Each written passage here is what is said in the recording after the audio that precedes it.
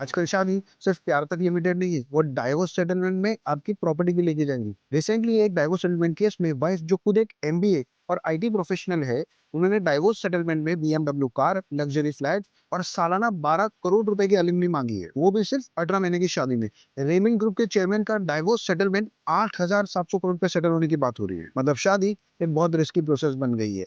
पैसा और प्रॉपर्टी की डिस्प्यूट इतनी कॉमन है कि सुनकर अब शॉक भी नहीं लगती। ये प्रॉब्लम इंडिया में अभी ज्यादा दिख रही है, बट वेस्ट में सालों से है। सब प्रीनप पोस्टनप एग्रीमेंट्स कर लेते हैं, जिसमें पहले से डिसाइडेड होता है कि अगर डाइवोर्स हुआ तो कौन सी प्रॉपर्टी किसके पास जाएगी, किसके पास कितने पैसे होंगे। लेकिन इंडिया में प्रीनप और पोस्टनप एग्रीमेंट्स वैलिड नहीं है, यानी अगर आप बना भी दो तो कोर्ट इसमें आपकी कोई मदद नहीं कर सकती। ओके, पोजीशन क्या है? Enter family discretionary trust. इसमें तीन पार्टीज होती है। एक सेटलर जो अपनी सारी प्रॉपर्टी इस ट्रस्ट के अंदर डाल देता है। दूसरा मैनेजर अपॉइंट किया जाता है, जिसे ट्रस्टी कहते हैं, जो सारी प्रॉपर्टीज को मैनेज करता है। और जो फैमिली मेंबर्स हो जाते हैं वो बन जाते हैं बेनिफिशियरी। अब सारी एसेट्स एक ट्रस्ट की है, जो लीगली एक सेपरेट पर्सन है।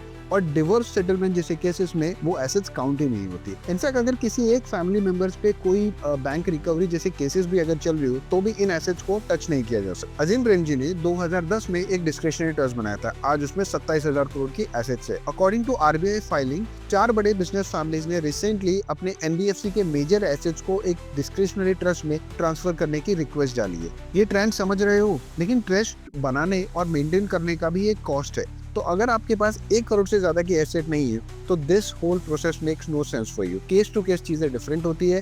आप अपने लीगल कंसल्टेंट से एक बार बात जरूर करिएगा। Thank you so much.